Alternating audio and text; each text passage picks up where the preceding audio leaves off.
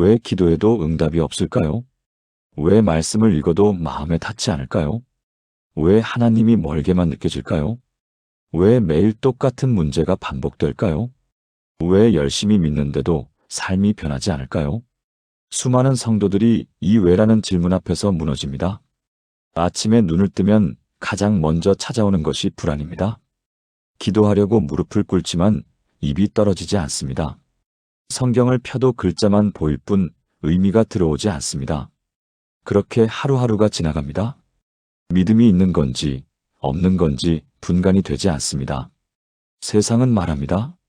내가 믿음이 부족해서야, 내가 죄를 지어서야, 내가 노력이 부족해서야, 내가 헌금을 적게 내서야, 내가 봉사를 안 해서야, 그래서 더 열심히 기도하고 더 많이 금식하고 더 오래 말씀을 읽습니다. 새벽 기도에 나가고 철야 기도에 참석하고 금요 철야를 지킵니다. 하지만 여전히 공허합니다. 마음은 여전히 메말라 있습니다. 문제는 여전히 해결되지 않습니다. 정말 지칩니다. 그런데 하나님은 정반대로 말씀하십니다. 너는 아무것도 하지 않아도 된다. 내가 내 목자가 되어 모든 것을 책임지겠다. 너는 그냥 내 품에 안겨 있기만 하면 된다. 세상은 내가 해야 한다고 말하지만 하나님은 내가 하겠다고 말씀하십니다. 세상은 내가 부족하다고 말하지만 하나님은 내가 충만하다고 말씀하십니다. 세상은 너는 혼자다고 말하지만 하나님은 내가 함께한다고 말씀하십니다. 바로 이것이 시편 23편이 담고 있는 놀라운 비밀입니다. 이 짧은 6절의 말씀 안에 우리가 평생 찾아 헤매던 모든 답이 들어 있습니다. 이 말씀을 매일 아침 기도할 때 어떤 일이 일어나는지 아십니까? 여러분의 영혼이 살아납니다. 여러분의 믿음이 회복됩니다. 여러분의 문제가 해결됩니다. 여러분의 삶이 변화됩니다. 오늘 저는 시편 23편의 7가지 놀라운 축복을 나누고자 합니다. 이 7가지를 깨닫고 매일 기도하기 시작한 성도들의 삶에 실제로 기적이 일어났습니다. 30년 동안 우울증으로 고생하던 분이 완전히 치유되었습니다. 20년 동안 원수처럼 지내던 부부가 회복되었습니다. 사업이 무너져 절망하던 분에게 새로운 문이 열렸습니다. 말기암 진단을 받았던 분이 기적적으로 완치되었습니다. 이것은 우연이 아닙니다. 이것은 하나님의 약속이 실제로 이루어진 것입니다. 여러분도 오늘부터 이 7가지 축복을 경험하게 될 것입니다. 함께 시작해 보시겠습니까? 시편 23편 1절입니다. 여호와는 나의 목자시니 내게 부족함이 없으리로다. 혹시 여러분은 지금 무엇이 부족하다고 느끼고 계신가요? 돈이 부족하십니까? 건강이 부족하십니까? 사랑이 부족하십니까? 평안이 부족하십니까? 현대인들의 가장 큰 문제가 바로 이것입니다. 항상 부족함을 느끼며 산다는 것입니다. 더 많이 가져도 부족하고 더 많이 이루어도 부족합니다. 저도 그랬습니다. 목사가 되고 나서도 항상 부족함을 느꼈습니다. 설교 준비가 부족한 것 같고 신방이 부족한 것 같고 기도가 부족한 것 같았습니다. 그러다 2019년 여름 심한 번아웃이 왔습니다. 더 이상 아무것도 할 수 없었습니다. 그때 한 선배 목사님이 제게 이렇게 말씀하셨습니다.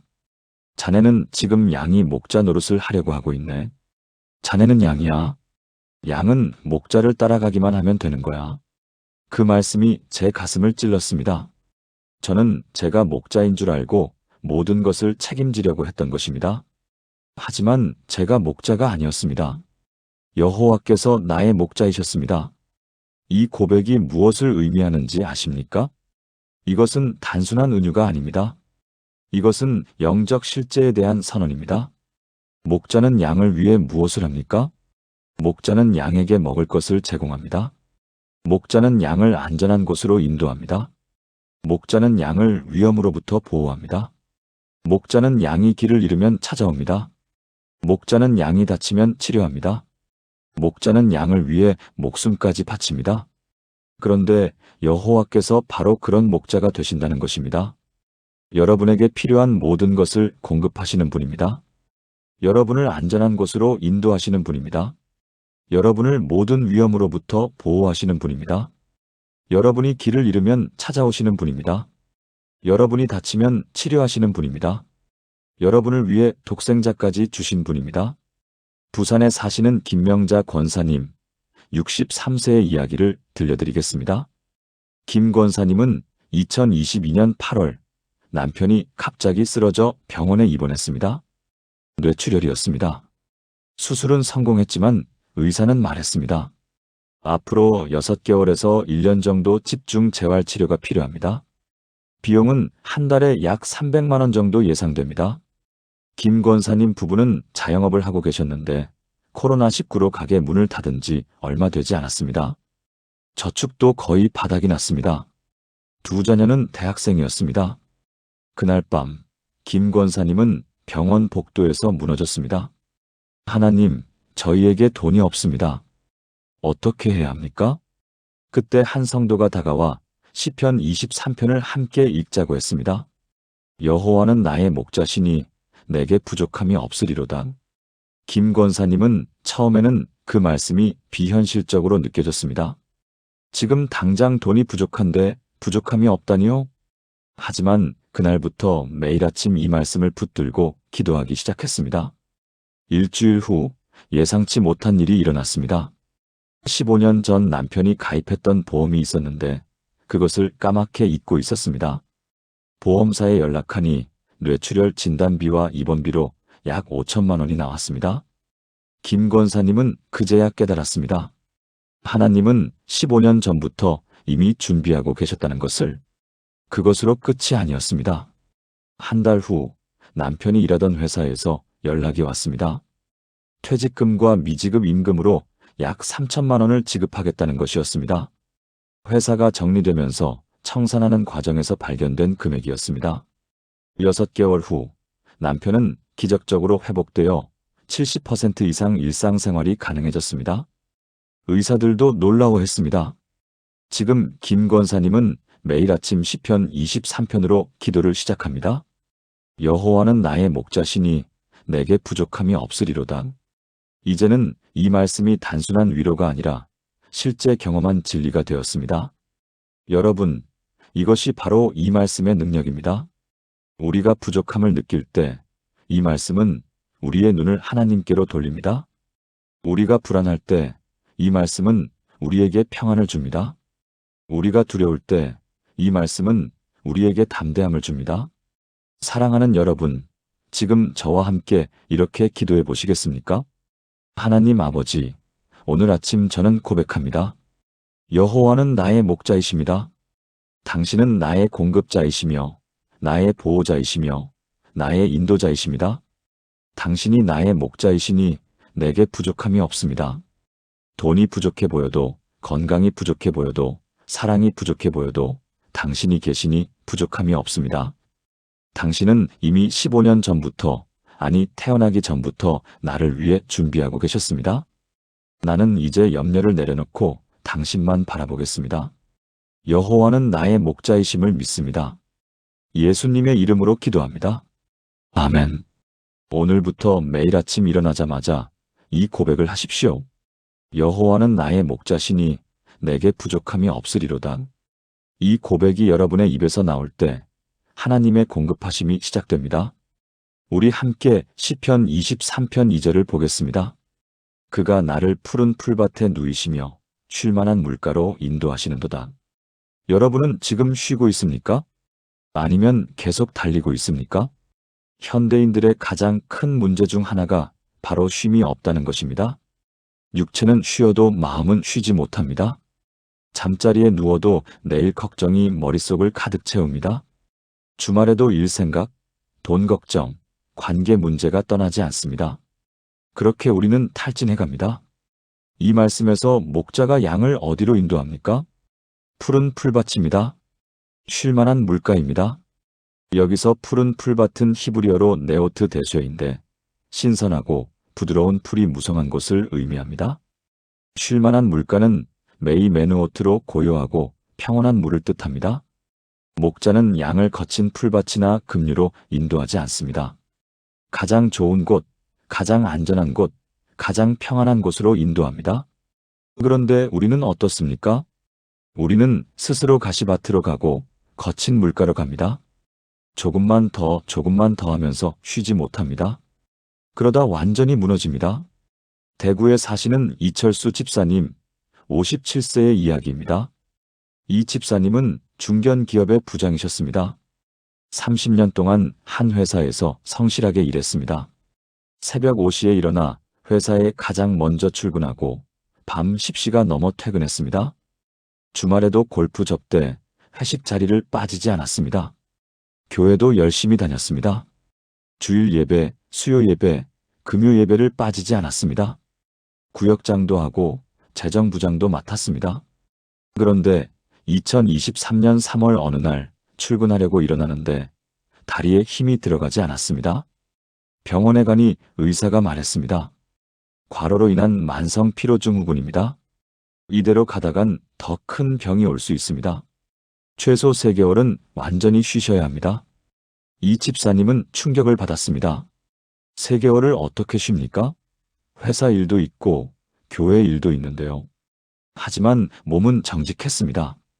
움직일 수가 없었습니다. 어쩔 수 없이 회사에 휴직계를 내고 교회 직분도 내려놓았습니다. 처음 2주는 정말 힘들었습니다. 아무것도 하지 않으니 불안하고 죄책감이 들었습니다. 나는 왜 이렇게 나약한가, 이러면 안 되는데 하는 생각에 괴로웠습니다. 그때 목사님이 신방을 오셔서 시편 23편을 함께 읽었습니다. 그가 나를 푸른 풀밭에 누이시며 쉴만한 물가로 인도하시는도다. 목사님이 말씀하셨습니다. 집사님, 지금 하나님이 집사님을 푸른 풀밭에 누이신 겁니다. 이것은 게으름이 아니라 하나님의 인도하심입니다. 편안히 쉬십시오. 그날부터 이 집사님은 생각을 바꿨습니다. 아, 이것이 하나님의 인도하심이구나. 하나님이 나를 억지로라도 쉬게 하시는구나. 매일 아침 산책을 시작했습니다. 걸으면서 시편 23편을 천천히 암송했습니다. 특히 2절을 반복해서 고백했습니다. 그가 나를 푸른 풀밭에 누이시며 쉴만한 물가로 인도하시는도다. 한겨울이 지나자 조금씩 변화가 느껴졌습니다. 항상 긴장되어 있던 어깨가 풀리기 시작했습니다. 잠을 깊이 잘 수 있게 되었습니다. 성경 말씀이 새롭게 보이기 시작했습니다. 2개월이 지나자 더 놀라운 일이 일어났습니다. 30년 동안 쉬지 않고 살면서 놓쳤던 것들이 보이기 시작했습니다. 아내의 헌신, 자녀들의 성장, 하나님의 은혜가 눈에 들어왔습니다. 눈물이 났습니다. 나는 왜 이렇게 중요한 것들을 놓치고 살았을까? 3개월 후 회사로 복귀했습니다. 하지만 예전의 이 집사님이 아니었습니다. 더 이상 새벽 5시에 출근하지 않았습니다. 밤 10시에 퇴근하지 않았습니다. 주말 접대는 정중히 거절했습니다. 대신 가족과 시간을 보내고 하나님과 깊이 교제했습니다. 놀라운 것은 일의 효율이 오히려 더 올라갔다는 것입니다. 쉬면서 채워진 에너지로 더 집중해서 일했습니다. 지금 이 집사님은 후배들에게 항상 이렇게 말합니다.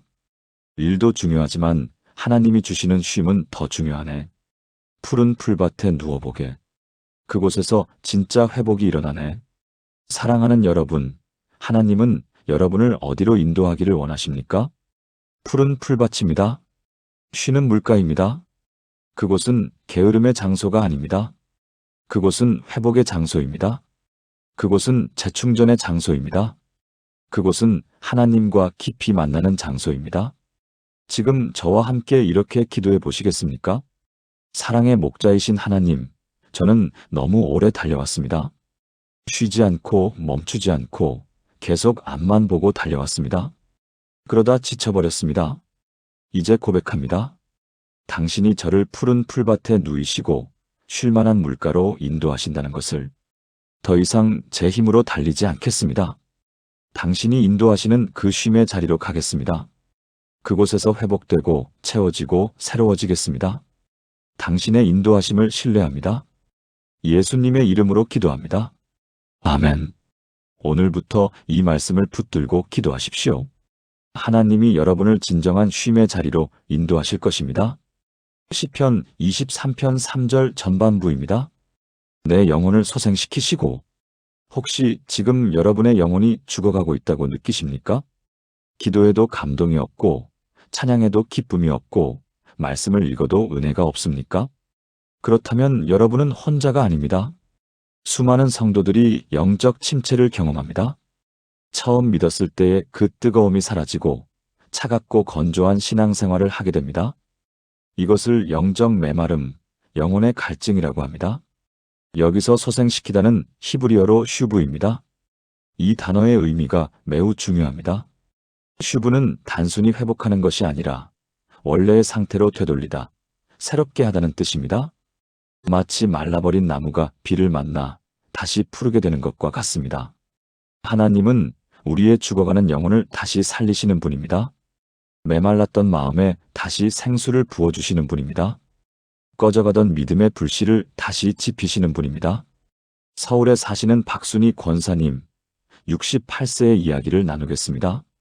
박 권사님은 40년 넘게 교회를 다니신 분입니다. 집사로 20년, 권사로 15년을 섬기셨습니다.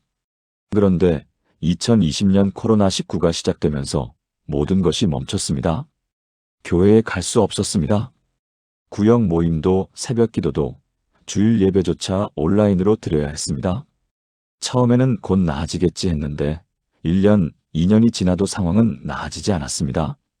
그러는 동안 박 권사님의 영혼에 이상한 일이 일어났습니다. 기도가 형식적이 되었습니다. 말씀이 공허하게 느껴졌습니다. 찬양을 불러도 아무 감동이 없었습니다. 내가 왜 믿고 있지? 하는 생각마저 들었습니다. 40년 신앙생활에서 처음 느껴보는 공허함이었습니다. 남편에게도 말할 수 없었습니다. 오랜 권사가 이런 고백을 한다는 것 자체가 부끄러웠습니다. 그렇게 2년이 지났습니다. 2022년 가을, 마침내 대면 예배가 재개되었습니다. 하지만 박 권사님은 교회에 나가고 싶지 않았습니다. 억지로 나갔지만 예배가 끝나면 바로 집으로 돌아왔습니다. 그해 11월 목사님이 신방을 오셨습니다. 목사님이 물으셨습니다. 권사님, 요즘 어떠십니까? 박 권사님은 처음으로 솔직하게 고백했습니다. 목사님, 제 영혼이 죽은 것 같아요. 기도도 안 되고 말씀도 안 들어오고 하나님이 너무 멀게만 느껴져요. 40년을 믿었는데 지금은 정말 아무 감동이 없어요. 눈물이 쏟아졌습니다. 목사님은 조용히 성경을 펴셨습니다. 권사님, 시편 23편 3절을 함께 읽어봅시다. 내 영혼을 소생시키시고. 목사님이 말씀하셨습니다. 권사님의 영혼이 메말랐다고 느끼시죠? 그런데 이 말씀을 보십시오. 하나님은 우리의 영혼을 소생시키시는 분입니다. 지금 권사님이 느끼는 그 메마름이 끝이 아닙니다. 하나님은 반드시 권사님의 영혼을 다시 살리실 겁니다. 그날부터 박 권사님은 매일 아침 시편 23편으로 기도를 시작했습니다.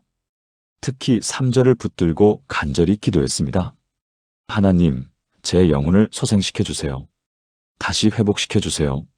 처음 믿었을 때의 그 은혜를 다시 경험하게 해주세요. 처음 일주일은 아무 변화가 없었습니다. 여전히 기도는 공허했고 말씀은 건조했습니다. 하지만 포기하지 않고 계속 기도했습니다. 2주째가 되었을 때 작은 변화가 시작되었습니다. 어느 날 새벽 기도 중에 갑자기 눈물이 났습니다. 이유도 모르게 눈물이 쏟아졌습니다. 그 눈물이 2년 동안 쌓였던 메마름을 씻어내는 것 같았습니다. 3주째 말씀이 다시 살아나기 시작했습니다. 똑같은 성경 구절인데 전에는 보이지 않던 의미가 보이기 시작했습니다. 한 달이 지나자 완전히 달라졌습니다. 새벽에 눈을 뜨면 가장 먼저 하나님을 찾게 되었습니다.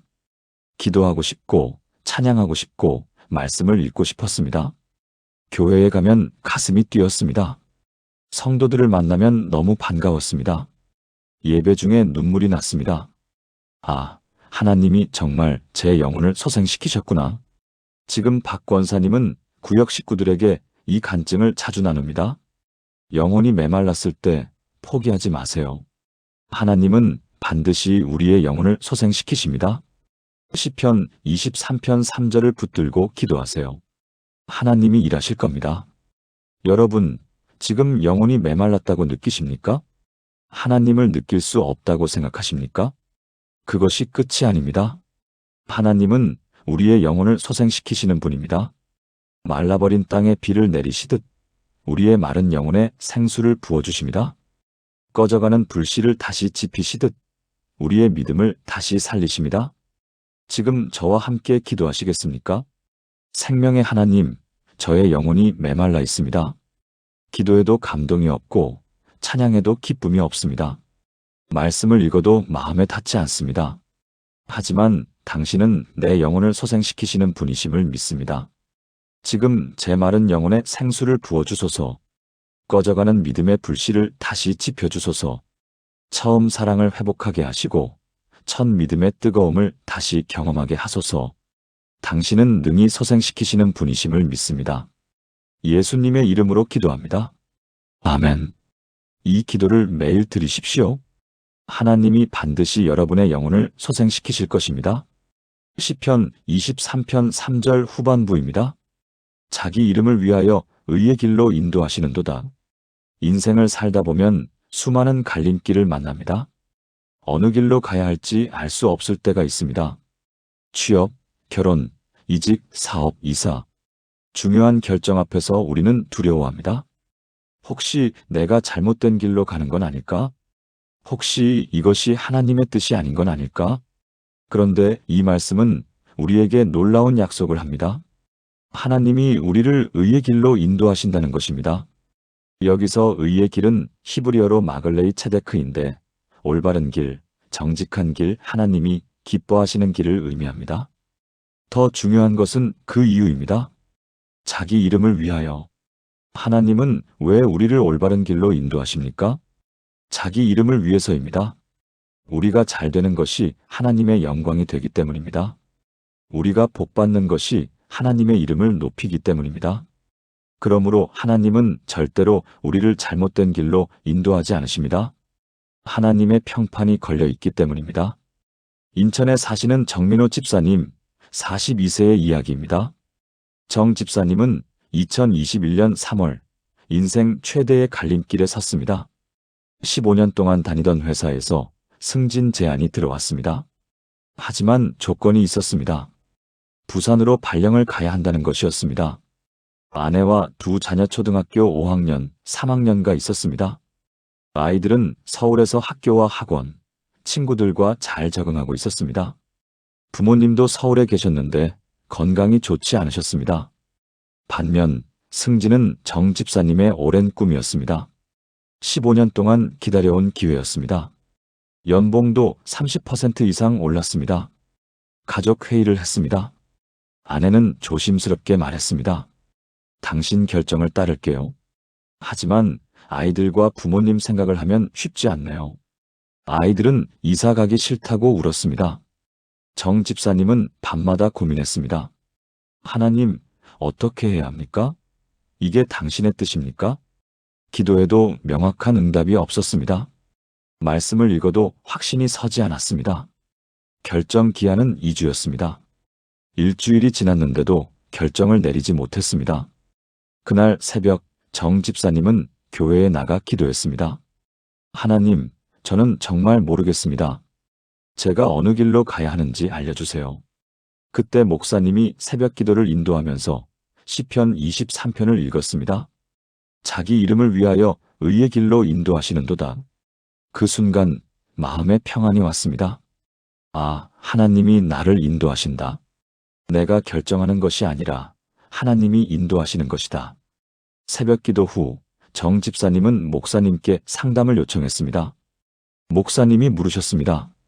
집사님, 어느 선택이 하나님의 이름을 더 높입니까? 정 집사님은 깊이 생각했습니다. 승진하면 돈은 더 많이 벌 것입니다. 하지만 가족과 함께하는 시간은 줄어들 것입니다. 교회 봉사도 어려워질 것입니다. 부모님을 자주 뵙기도 힘들 것입니다. 반면 승진을 포기하면 당장은 아쉬울 것입니다. 하지만 가족과 함께할 수 있습니다. 아이들의 신앙 교육을 계속할 수 있습니다. 부모님을 모실 수 있습니다. 교회에서 계속 봉사할 수 있습니다. 정 집사님은 결정했습니다. 승진을 포기하고 서울에 남기로 회사에 전화해서 양해를 구했습니다. 죄송합니다. 가족 사정상 부산 발령은 어렵습니다. 승진은 다음 기회에. 회사는 아쉬워했지만 이해해 주었습니다. 결정을 내리고 나니 마음에 평안이 왔습니다. 아, 이게 하나님이 인도하신 길이구나. 그런데 3개월 후 놀라운 일이 일어났습니다. 회사에서 다시 연락이 왔습니다.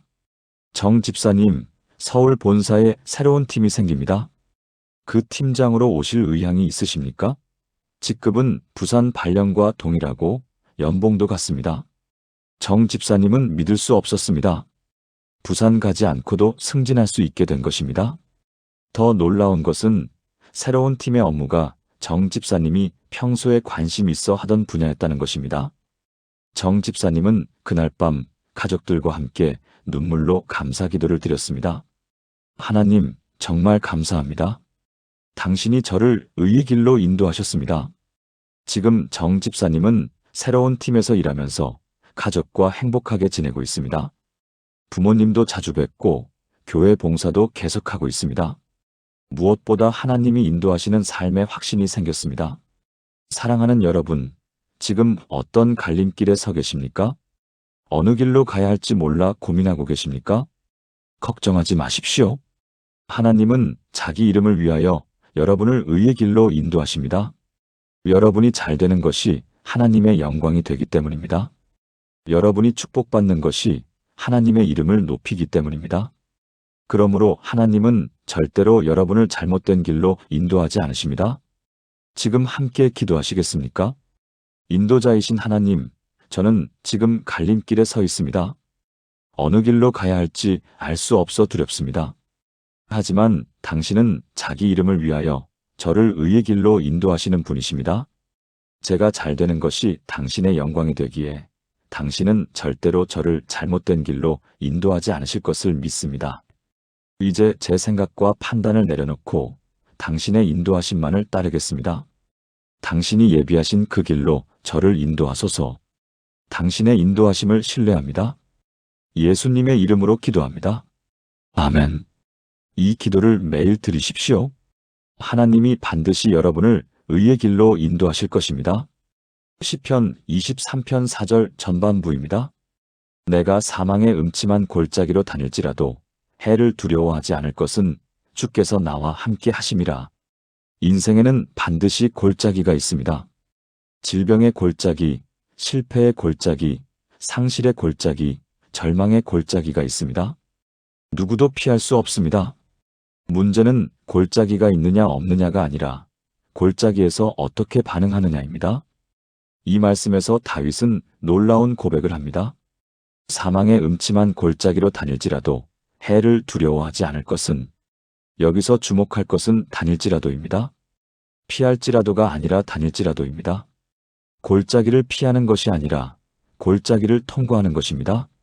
그리고 그 이유는 단 하나입니다. 주께서 나와 함께 하심이라. 하나님이 함께 하시면 사망의 음침한 골짜기도 두렵지 않습니다.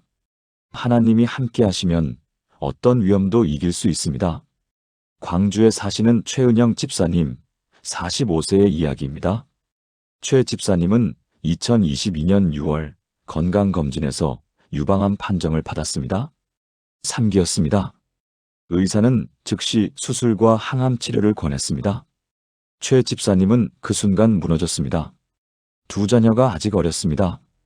큰아이는 중학교 2학년, 작은아이는 초등학교 4학년이었습니다. 이 아이들을 두고 어떻게 가나. 그날 밤, 최 집사님은 혼자 기도실에 들어가 울었습니다. 하나님, 왜 저입니까? 저는 아직 갈 수 없어요. 아이들이 너무 어려요. 며칠 동안 눈물만 흘렸습니다. 식사도 제대로 하지 못했습니다. 잠도 오지 않았습니다. 일주일 후 교회 여전도회 회장이 신방을 왔습니다. 회장님도 10년 전 같은 병을 이겨낸 분이었습니다. 회장님이 최 집사님의 손을 잡고 말했습니다. 집사님, 저도 10년 전에 똑같은 진단을 받았어요. 그때 시편 23편 4절이 제 인생 말씀이 되었어요. 함께 읽어볼까요? 내가 사망의 음침한 골짜기로 다닐지라도 해를 두려워하지 않을 것은 주께서 나와 함께 하심이라. 회장님이 말했습니다. 집사님, 지금 집사님은 사망의 음침한 골짜기에 계세요. 맞아요. 이것은 골짜기예요. 하지만 이 말씀을 보세요. 다닐지라도 해요. 통과하는 거예요. 여기 머무는 게 아니라 지나가는 거예요. 그리고 가장 중요한 것은 주님이 함께 하신다는 거예요. 그날부터 최 집사님은 매일 이 말씀을 고백하기 시작했습니다. 수술 전날 밤에도, 항암 치료 받으러 가는 아침에도 이 말씀을 붙들었습니다. 내가 사망의 음침한 골짜기로 다닐지라도 해를 두려워하지 않을 것은 주께서 나와 함께 하심이라. 수술은 성공적이었습니다. 하지만 항암 치료가 시작되면서 정말 힘든 시간이 왔습니다. 머리카락이 빠졌습니다. 메스꺼움이 계속되었습니다. 몸무게가 10kg 이상 빠졌습니다. 거울을 보는 것이 두려웠습니다. 내가 정말 이것을 이겨낼 수 있을까?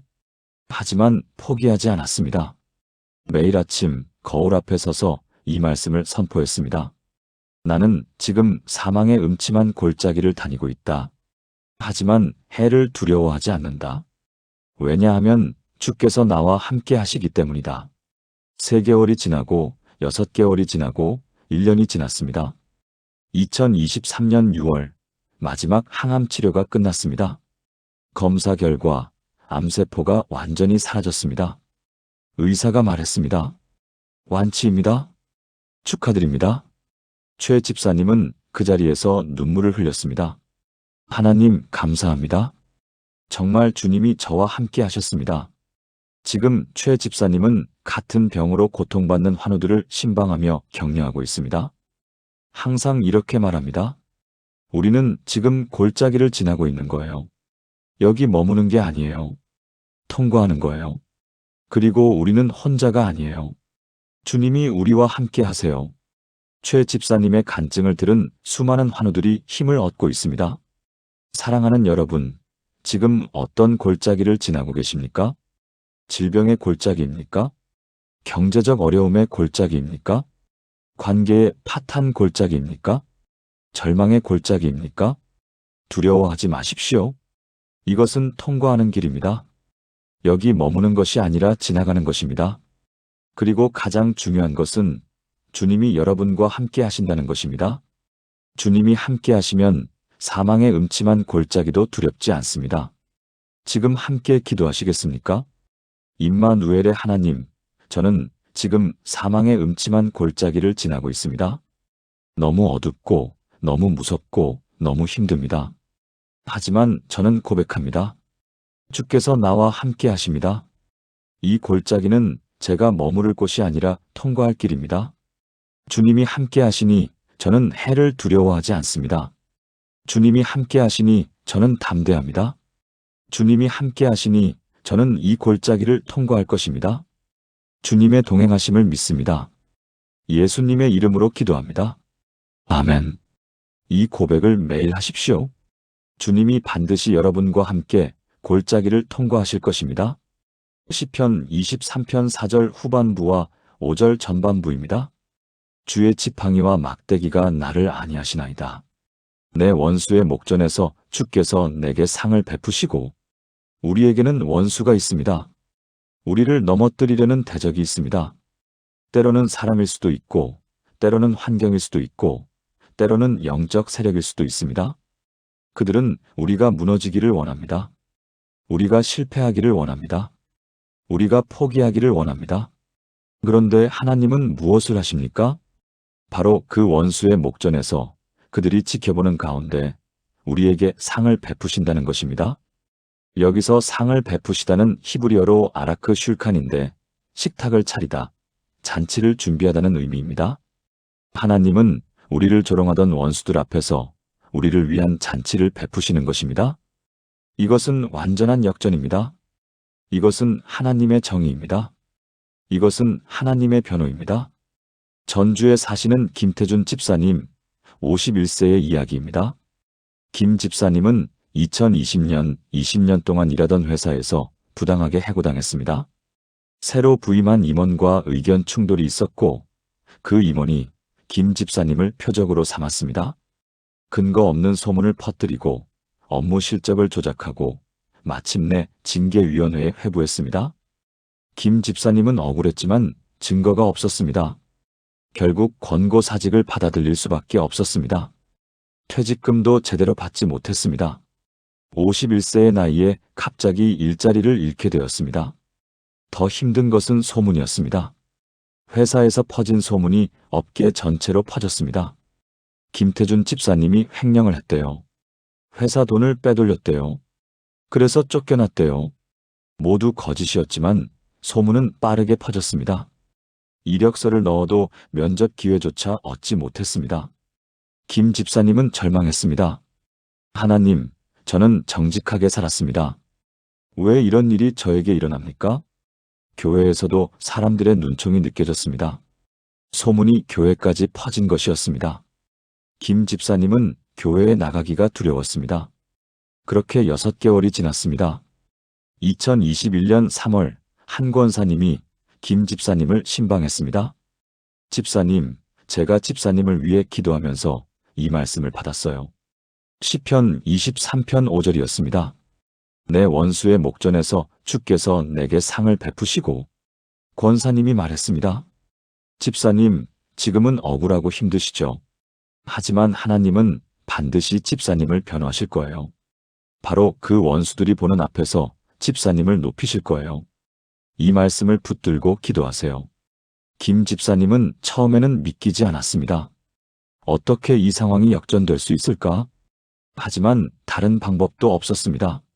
매일 아침 이 말씀을 붙들고 기도하기 시작했습니다. 하나님, 내 원수의 목전에서 주께서 내게 상을 베풀어 주소서. 2개월이 지났습니다. 어느 날 예전 회사의 동료에게서 전화가 왔습니다. 집사님, 큰일 났어요. 그 임원이 회계 부정으로 검찰 조사를 받고 있어요. 그동안 회사 돈을 횡령한 게 드러났어요. 그리고 집사님을 모함했던 문서가 전부 조작된 거였대요. 회사에서 지금 난리예요. 김 집사님은 믿을 수 없었습니다. 일주일 후 회사에서 공식 사과 공문이 왔습니다. 김태준 집사님께 부당한 처우를 한 것을 사과드립니다. 모든 징계를 취소하고 명예를 회복시켜드리겠습니다. 복직을 원하시면 언제든지 환영합니다. 퇴직금도 전액 지급되었고 추가 보상금까지 받았습니다. 소문도 완전히 바뀌었습니다. 김태준 집사님이 결백했대요. 오히려 부정을 막으려다가 모함당한 거래요. 정말 훌륭한 분이래요. 업계에서도 소문이 퍼졌습니다. 여러 회사에서 스카웃 제의가 들어왔습니다. 김 집사님은 기도 끝에 새로운 회사로 이직했습니다. 직급도 올랐고 연봉도 전보다 50% 이상 올랐습니다. 무엇보다 일하는 환경이 완전히 달랐습니다. 존중받고 인정받고 사랑받는 곳이었습니다. 김 집사님은 매주 간증합니다. 하나님은 정말 내 원수의 목전에서 내게 상을 베푸셨습니다. 나를 무너뜨리려던 그들이 보는 앞에서 하나님은 나를 높이셨습니다. 이것이 하나님의 정의입니다. 사랑하는 여러분, 지금 누군가가 여러분을 모함하고 있습니까? 억울한 일을 당하고 계십니까? 부당한 대우를 받고 계십니까? 낙심하지 마십시오. 하나님은 반드시 여러분을 변호하십니다. 바로 그 원수들이 보는 앞에서 여러분을 위한 잔치를 베푸십니다. 여러분을 높이시고 여러분을 회복시키시고 여러분을 영화롭게 하십니다. 지금 함께 기도하시겠습니까? 공의의 하나님, 저는 지금 억울합니다. 부당한 일을 당하고 모함을 받고 조롱을 당합니다. 하지만 저는 고백합니다. 주께서 내 원수의 목전에서 내게 상을 베푸실 것을, 나를 넘어뜨리려던 그들이 보는 앞에서 주께서 나를 일으키실 것을, 나를 조롱하던 그들이 보는 앞에서 주께서 나를 높이실 것을, 이것은 주님의 정의요, 주님의 변호요, 주님의 역전입니다. 저는 이제 복수를 주님께 맡기고 주님의 때를 기다리겠습니다. 주께서 반드시 저를 변호하실 것을 믿습니다. 예수님의 이름으로 기도합니다. 아멘. 이 기도를 매일 드리십시오. 하나님이 반드시 여러분을 변호하실 것입니다. 시편 23편 6절 마지막 말씀입니다. 나의 평생의 선하심과 인자하심이 반드시 나를 따르리니 내가 여호와의 집에 영원히 살리로다. 이 구절에는 세 가지 놀라운 약속이 있습니다. 첫째, 선하심과 인자하심이 우리를 따른다는 것입니다. 둘째, 평생 동안 따른다는 것입니다. 셋째, 우리가 여호와의 집에 영원히 산다는 것입니다. 여기서 따르다는 히브리어로 라다프인데 원래 뜻은 추격하다, 뒤쫓다입니다. 우리가 하나님을 쫓아가는 것이 아니라 하나님의 선하심과 인자하심이 우리를 추격한다는 것입니다. 우리가 도망가도, 우리가 숨어도 하나님의 사랑은 우리를 놓지 않고 따라온다는 것입니다. 이것이 얼마나 놀라운 은혜입니까? 제주도에 사시는 강희순 권사님, 72세의 이야기로 마무리하겠습니다. 강 권사님은 파란만장한 인생을 사셨습니다. 젊었을 때 남편의 사업 실패로 빚을 지고 제주도로 도망치듯 내려왔습니다. 남편은 술에 의지했고 강 권사님은 생계를 위해 여러 일을 전전했습니다. 식당 설거지, 호텔 청소, 귤 농장 일용직까지 안 해본 일이 없었습니다. 세 자녀를 키우면서 정말 힘든 시간이었습니다. 교회는 30대 초반까지 다녔지만 제주도 온 후로는 발길을 끊었습니다. 하나님이 정말 계시다면 우리 삶이 왜 이 모양입니까? 원망과 절망 속에서 20년을 보냈습니다. 그러다 53세 되던 해, 큰딸이 교통사고로 세상을 떠났습니다. 강 권사님은 완전히 무너졌습니다. 이제 정말 끝이다. 살 이유가 없다. 그때 옆집에 사시던 권사님이 교회로 강 권사님을 데려갔습니다. 처음에는 거부했지만 옆집 권사님의 끈질긴 권유에 어쩔 수 없이 따라갔습니다. 예배 중에 목사님이 시편 23편을 읽었습니다. 나의 평생의 선하심과 인자하심이 반드시 나를 따르리니. 그 순간 강 권사님의 마음에 무언가가 무너졌습니다. 20년 동안 쌓아 올렸던 원망의 벽이 무너졌습니다. 평생의 선하심과 인자하심이 나를 따른다고. 눈물이 쏟아졌습니다. 예배가 끝난 후 강 권사님은 목사님께 질문했습니다. 목사님, 제 인생의 선하심이 어디 있습니까? 가난하고 힘들고 딸까지 잃었는데요. 목사님이 조용히 말씀하셨습니다. 권사님, 지금까지 살아계신 것이 하나님의 선하심입니다. 세 자녀 중 두 자녀가 건강하게 자란 것이 하나님의 인자하심입니다. 권사님이 지금 이 자리에 오신 것도 하나님의 인자하심입니다. 강 권사님은 깊이 생각했습니다. 그러고 보니 정말 그랬습니다. 가장 어려웠을 때 일자리가 생겼던 것, 아이들이 아플 때마다 누군가 도와주었던 것, 절망할 때마다 희망의 빛이 비쳤던 것, 모두 하나님의 선하심과 인자하심이었던 것입니다. 그날 강 권사님은 20년 만에 하나님께 돌아왔습니다. 하나님, 용서하세요. 제가 몰랐습니다. 주님의 선하심과 인자하심이 평생 저를 따라왔다는 것을. 그날부터 매일 아침 시편 23편을 기도하기 시작했습니다. 특히 6절을 붙들고 감사 기도를 드렸습니다. 나의 평생의 선하심과 인자하심이 반드시 나를 따르리니. 신기하게도 기도하면서 과거를 돌아보니 하나님의 손길이 보이기 시작했습니다. 가장 어두웠던 순간에도 하나님은 함께 하셨습니다. 포기하고 싶었던 순간에도 하나님은 붙들어 주셨습니다. 5년이 지났습니다. 지금 강 권사님은 77세입니다. 남편은 3년 전 세상을 떠났지만 강 권사님은 평안합니다. 두 자녀는 모두 결혼해서 잘 살고 있습니다. 손주들도 넷이나 됩니다. 작은 아파트지만 빚 없이 편안하게 살고 있습니다.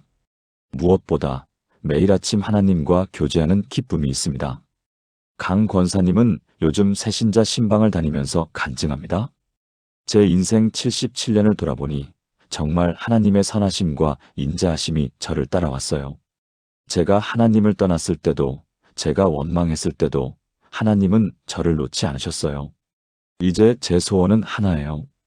여호와의 집에 영원히 사는 것, 그리고 그곳에서 주님을 영원히 찬양하는 것.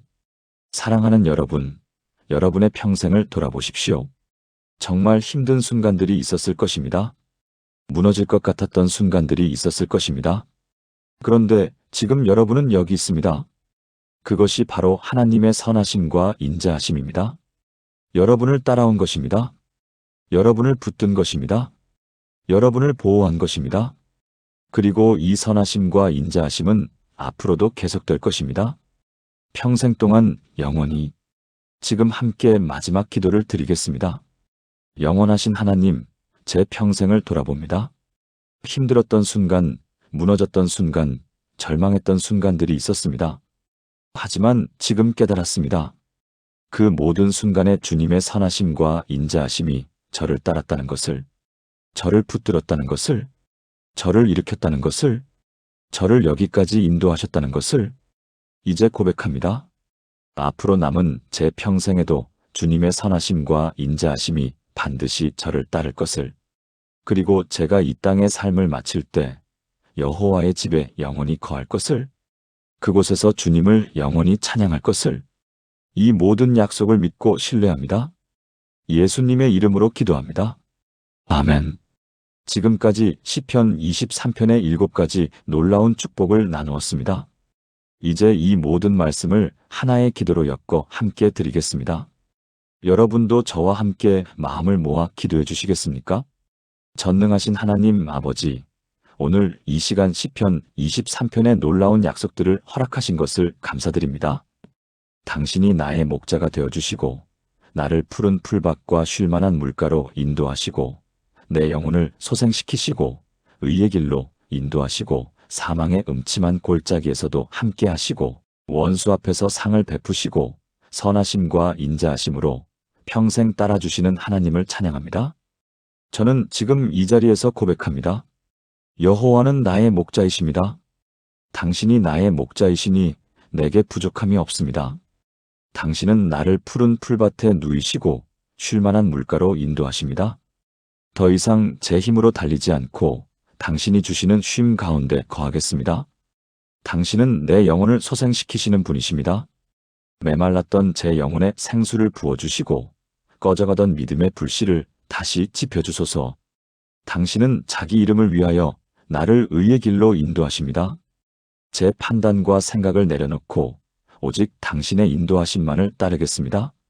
내가 사망의 음침한 골짜기로 다닐지라도 해를 두려워하지 않습니다. 왜냐하면 주께서 나와 함께 하시기 때문입니다. 주의 지팡이와 막대기가 나를 안위하시고 내 원수의 목전에서 내게 상을 베푸십니다. 억울한 일을 당할 때, 모함을 받을 때, 조롱당할 때 주께서 나를 변호하시고 높이실 것을 믿습니다. 나의 평생의 선하심과 인자하심이 반드시 나를 따를 것입니다. 과거에도 그러했고 현재에도 그러하며 미래에도 그러할 것을 믿습니다. 그리고 이 땅의 삶을 마칠 때 내가 여호와의 집에 영원히 거할 것을 믿습니다. 오늘부터 제 입술에서 이 고백이 끊이지 않게 하소서. 매일 아침 이 말씀으로 하루를 시작하고 매일 밤 이 말씀으로 하루를 마감하게 하소서. 이 말씀이 제 가족의 고백이 되고 우리 교회의 고백이 되고 이 땅의 모든 성도들의 고백이 되게 하소서. 시편 23편의 모든 약속이 제 삶에 실제로 이루어질 것을 믿고 선포합니다. 살아계신 예수 그리스도의 이름으로 기도합니다. 아멘. 사랑하는 여러분, 오늘 우리는 시편 23편의 7가지 놀라운 축복을 함께 나누었습니다. 하나, 여호와는 나의 목자시니 내게 부족함이 없습니다. 둘, 그가 나를 푸른 풀밭과 쉴 만한 물가로 인도하십니다. 셋, 내 영혼을 소생시키십니다. 넷, 자기 이름을 위하여 의의 길로 인도하십니다. 다섯, 사망의 음침한 골짜기에서도 주께서 나와 함께 하십니다. 여섯, 원수의 목전에서 내게 상을 베푸십니다.